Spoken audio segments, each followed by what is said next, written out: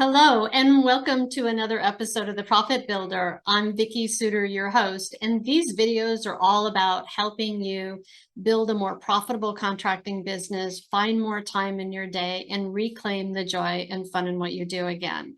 And this video series that I'm sharing with you is a series of interviews that I've done with business owners and leaders who are successful in their own right in the contracting industry and people who I respect quite a bit. And the reason I chose to do this series is because I think that a lot of times we really could benefit from hearing other people's stories and hearing where people have had to break through and where they had a struggle and they overcame that struggle and how did they do that. And to also be able to hear like tips and ideas from other leaders that they have found to be helpful in their own journey and helping them build better businesses and have better lives. I really enjoyed doing these interviews with people. It was really fun hearing their stories, and I'm very excited to share them with you because I think that you're going to get a lot out of hearing from them. So I'm going to go ahead and jump in and we'll share the next story. Welcome to today's interview. I am super excited to have my guest, Dolores Davis with CG&S Design Build. Dolores, thanks so much for being a guest today. I appreciate it. It's my pleasure. Dolores and we've known each other for probably about 8 years. Dolores is in Austin, Texas. We originally met when I was doing a presentation for NARI down there in Austin, Texas. And we've stayed connected over the years and we work together now. And I just have to say that, Dolores, you are one of those people for me that I just respect highly. And I feel like you have such a lovely way of approaching how you lead and guide your business and your leadership skills, which is why I wanted to interview you today for the Profit Builder blog in this leadership series, because I think that, I just think that us sharing our stories really says so much more than anything that I could talk about. When we can share our stories, I think it's just a really powerful way for people to hear things differently, but also like that whole thing of letting us know that we're not alone. And so I'm excited to jump in and ask you the questions that we came up with and hear where our conversation goes. So yeah, it's okay with you. I'm just going to jump in. Question I have for you is, what do you feel was one of the greatest lessons that you learned along the way that has shaped you as a leader? Well, I believe in lifelong learning. And so I just feel like one never gets there. But along my journey, probably the most important lesson I've learned is that people matter. And not just the people that we hire and train and guide and lead, but all the extended people that we come in contact with. And the leadership doesn't stop, at the end of my door when I leave. It expands way beyond that. And so people matter. How you show up, how you treat them, what you believe about them. Everything about that is so important. And it's hard to calculate the cost when you don't treat them nice or good, and it's hard to calculate the cost when you do, but you know it one way or another. And so as a leader, I think that connection, like you mentioned earlier, Vicki, is super important, and you don't have connection without people. Nice. I really appreciate that. Yeah. And I know that you really walk that talk when it comes to like just seeing people and recognizing them and acknowledging them rather than looking at them sort of transactionally. And there's so much that and that it goes beyond just the employees, but their families and your clients and the subcontractors and the material suppliers. And just holding that's a whole human being with a big life. Right. And, when you're hiring, you never know what, you can't know for certainty what kind of person it is. But I always feel like you sort of hire for character. And do they have the skills? They might not have every skill that you're looking for, but if they're a good character I just feel like you can train the skills. And someone told that to me a long time ago. I'm like, yeah, right. But actually, it's true. And I agree. I believe that I will take every single time that I've thought I hired for a skill and the person just wasn't, didn't really resonate with our team and our culture and all of that. And it just didn't work. And, so and the other thing I think is my dad and mom taught us to be humble. And I think that one of my coaches is Jim Collins, not personal, but I watch him very intently and read every book he's ever written. But there's this level of humility that is really a good skill set that a person can have, because when you're humble like that, you're willing to be open. And when you're open, you're willing to learn. And so to me, those are really, really, really good traits to be able to, those are good traits in a person to be able to have part of your company. Yeah. Yeah, really good point. I'm a big fan of Jim Collins too, as you know. So yeah, I love his stuff. That's actually a good segue to this next question, which is like, so leadership takes discipline, right? And part of even having that intentionality about how you look at people and how you hold people, and about having humility and being really part of what I hear also is just being present to who's there. But so leadership takes discipline. So what do you feel are the essential elements or practices, if you will, of being a good leader, like that you feel have helped you in your leadership growth journey? Like, what are some of those disciplines that you feel that's really helped me? For me, it's really kind of simple. It's to stay open to what is before you in whatever situation it is, and then just be super consistent. I just feel like when I'm able to do that, I can receive whatever information is coming at me. And as you know, Vicki, because we work together and you've certainly experienced the last 3 years, like all of us, that information, what has come at us hasn't been great, and it's been super challenging. And although there have been highs and lows in all of it, I just feel like if I could just stay open to what's happening and be open to ideas and be open to problem solving and be open to even the anxiety and the fears and whatever all of that was all about, I could be at a place where okay, I can take action now. I'm able to make some decisions or go to some good people and be able to do that. And along that line for me is that when my staff, and especially the managers who I work with super intimately, when they see me as someone that is, I'm going to say stable, I think that's fair. And in whatever situation, and that is that consistency, that develops a really strong foundation of trust. And it's like the foundation so that, okay, now we can work on everything else that's going on, which in business is always something. There is something there always. So go ahead.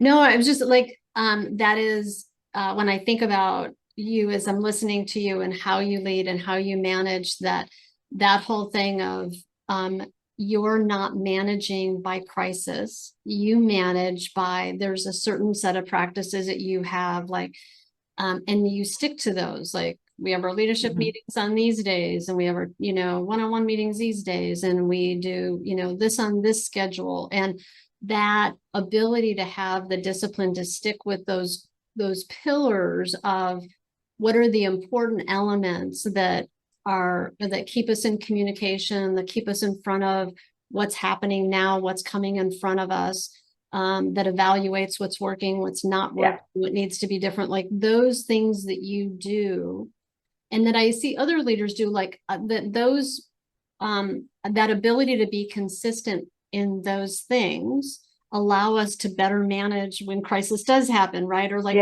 downs happen, it's the reality of our world.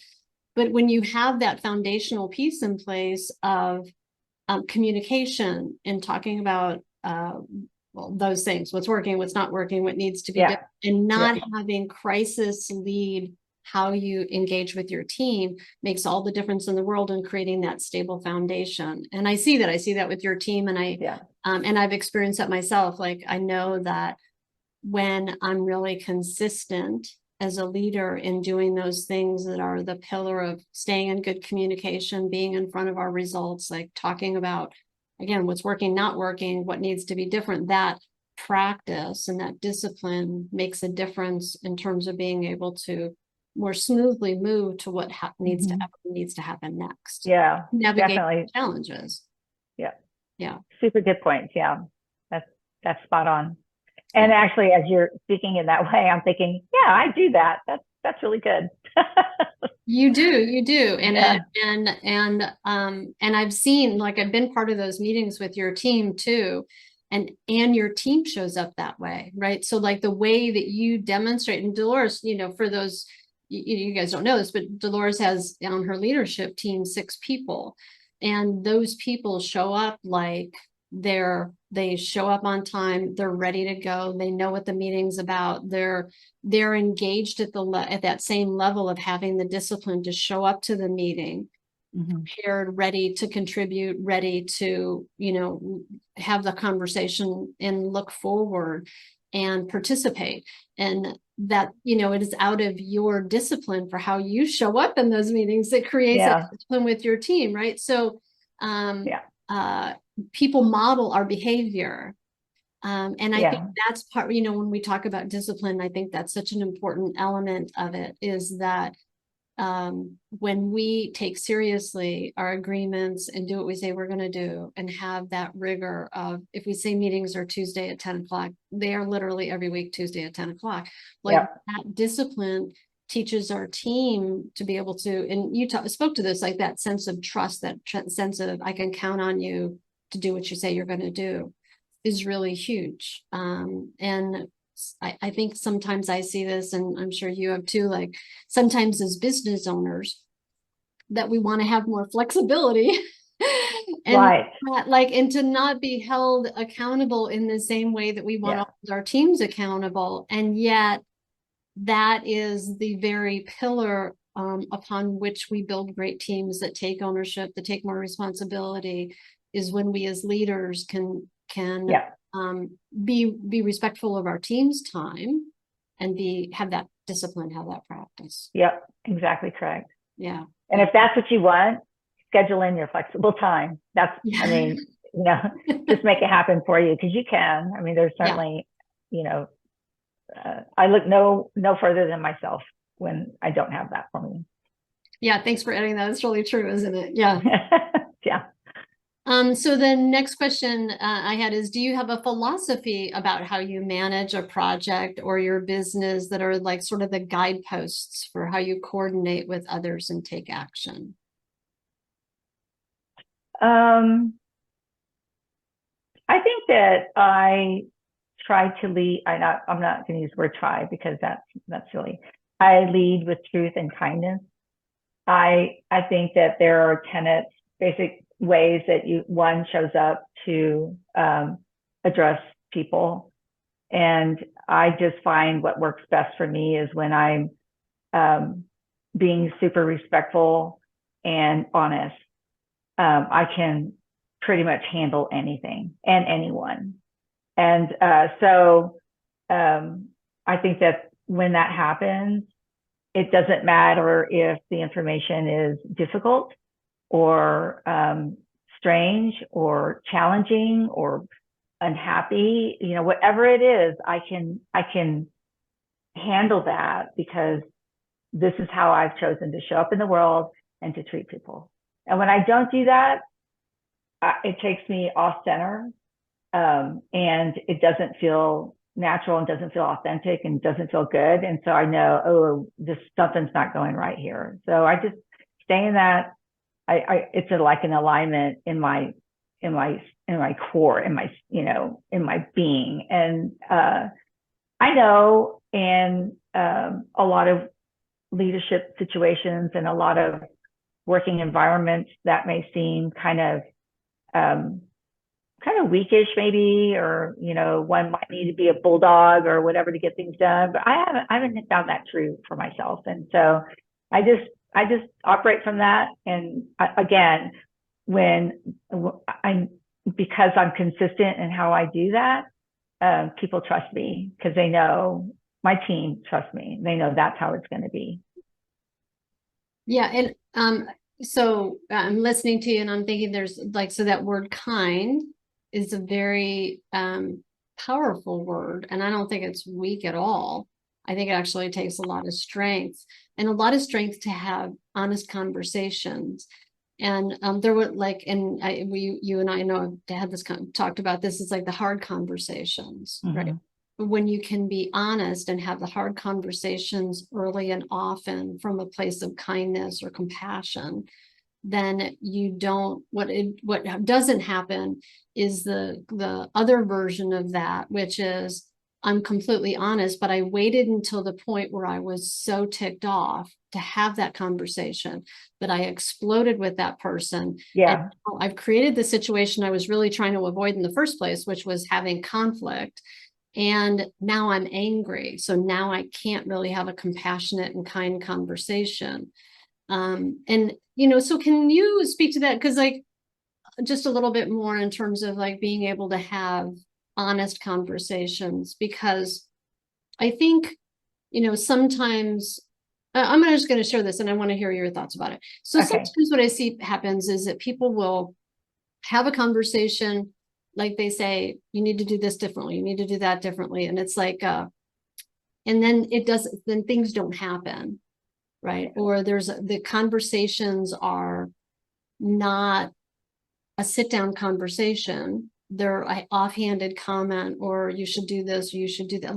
But then things don't change. And then people get mad, or people demand certain things, like you should do this or you should do that. And then it ends up not quite going in. Yeah. And then they get really angry, and then they end up with an explosive conversation. So can you just speak to that? How do you, because there's a different approach that you have to how to have that conversation different at the front end, so you don't end up with that situation. Right.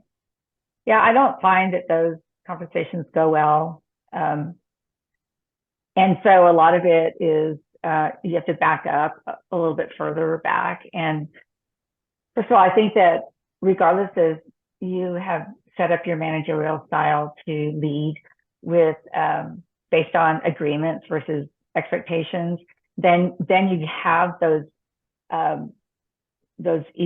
difficult conversations are a little bit easier.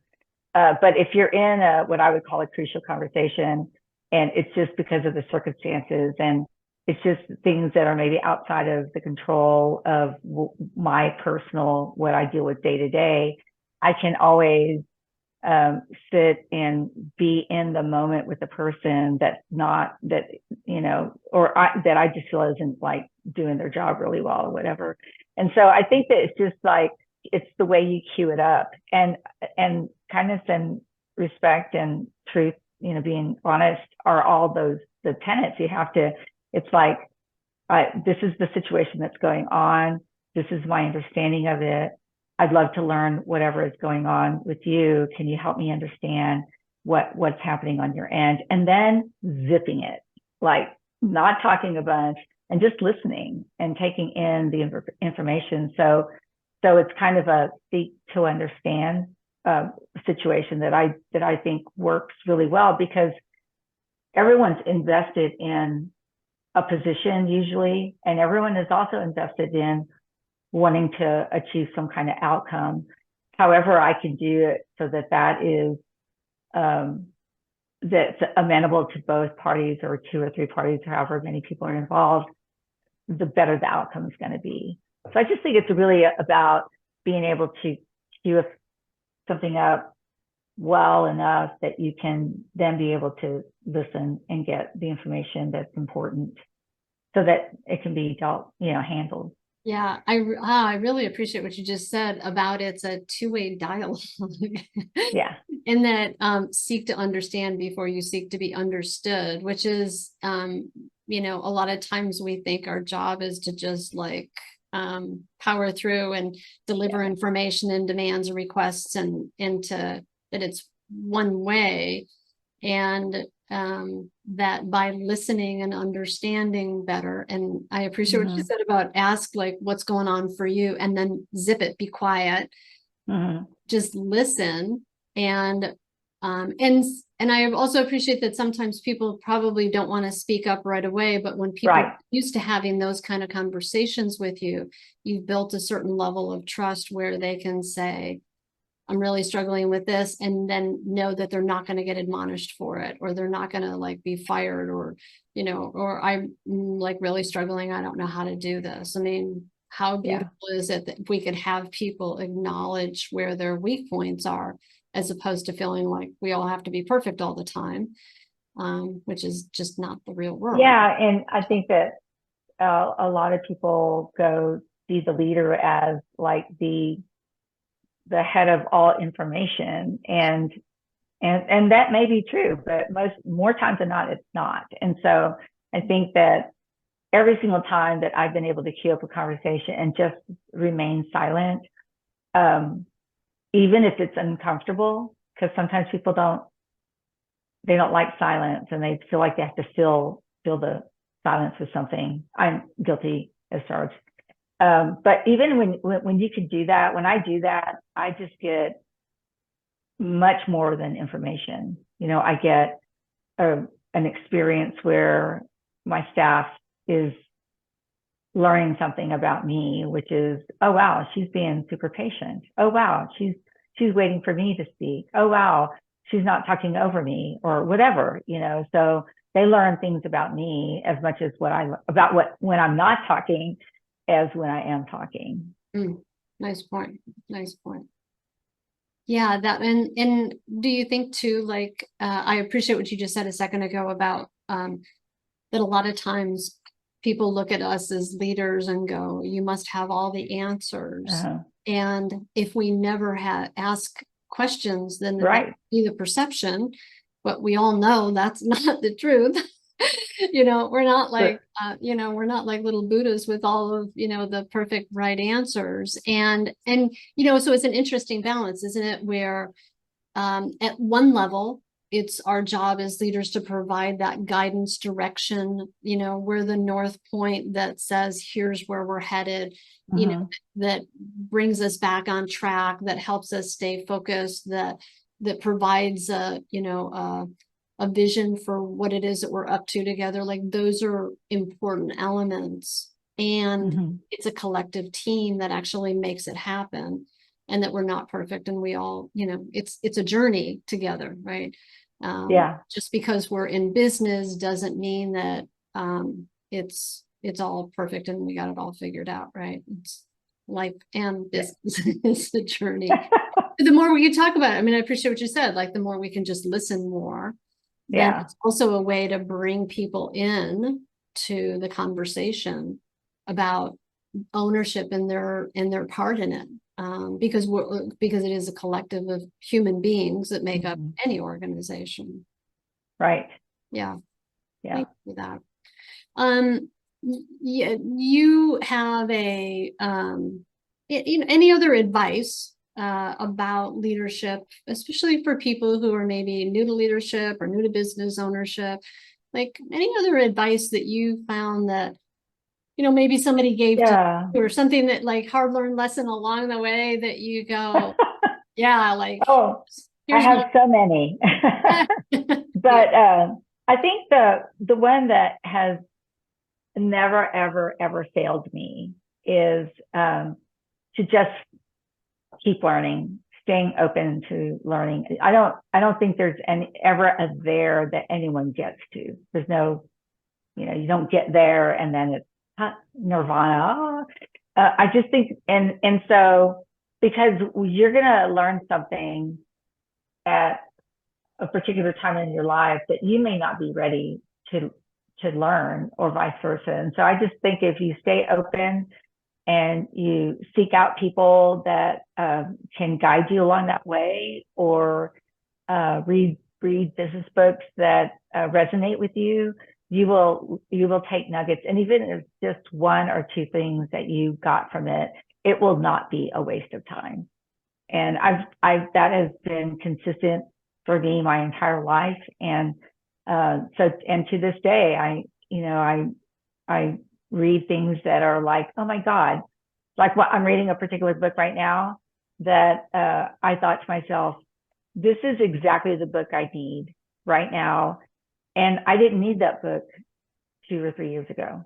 I needed it today. Yeah. So thank be a you. lifelong learner. Yeah. Yeah. Thank you. Yeah. I'm like that too. There was a time in my life when I was afraid that if I didn't that I would find out all the things I didn't know. This was early on, like probably when I was in my 20s. Like I was afraid, like, all right, if I start learning all these things, start studying all these things, I'm going to find out how much I don't know. And then like, I'm going to feel bad about myself. And then at some point, like, I think it was probably my early 30s that that's probably when I started my business, that really started to shift for me. And like you said, it's like there's like the learning comes when we need it. And there's so much great information out there about how to be better human beings, better leaders, better business owners. And it doesn't take away anything from who we are. It can add. So if you were going to give me, and I'll share mine too, but since we're on the topic, one or two of your favorite business books, what would you say they are? Probably my favorite, because it's really important for me as I'm really focusing on transitioning out of ownership, in the next 5 or so years, and thinking about what is the company I'm leaving for the incoming owners, is Jim Collins' Beyond Entrepreneur 2.0. And it's kind of a rewrite of his entrepreneur. It's a rewrite of the original book. And the reason it's so valuable for me, first of all, it's a kind of a simple version of all this information that he and his research team has learned over a period of time. And it's mapped out really well in a way that's super usable. And it's just like nuggets, gold nuggets of amazing information. And I realized that as I work on those kinds of things, that as we collectively work on these kinds of things that keep laying down the foundation of this really rock solid company, it will make that transition into one that is not only my intention anyways for it to be effortless, but like desirable. It's like, oh yeah, man, I'm done getting that company because they got their stuff together. And so I just feel like a lot of those things that I know that when that resonates with me and the kind of company I want for us right now, it's definitely going to resonate with people in the future. Nice. I love that. Well, I would say for me, so I was going to say Jim Collins, Good to Great. I have not read the book you're talking about, but now I am going to. Because I really appreciate his perspective and his perspective as a whole, but also team and building great teams. And I guess the other book that I would say is 5 Dysfunctions of a Team by Patrick Lencioni. I think is a great book, and maybe even just a nice companion to the kind of writing Jim Collins does, because he really speaks to how do we form and norm and storm a great team? How do we have hard conversations? How do we set discipline and certain, stakes in the ground about who we're going to be and how we're going to be? And I'm going to go reread that one. I have the 5 Dysfunctions of a Team chart in my office, and I look at that almost every single day, but I hadn't read the book in a while. So good reminder. Yeah. Dolores, thank you. Thank you so much for spending this time with me and with everybody who's listening and or watching this video. And For all of you who are watching or listening, I hope that you found some nuggets in this conversation with Dolores and have maybe found a little bit more ease and grace in the way that you're looking at how to expand and grow your leadership capabilities. And I look forward to seeing you next time on The Profit Builder. Thanks again for being here.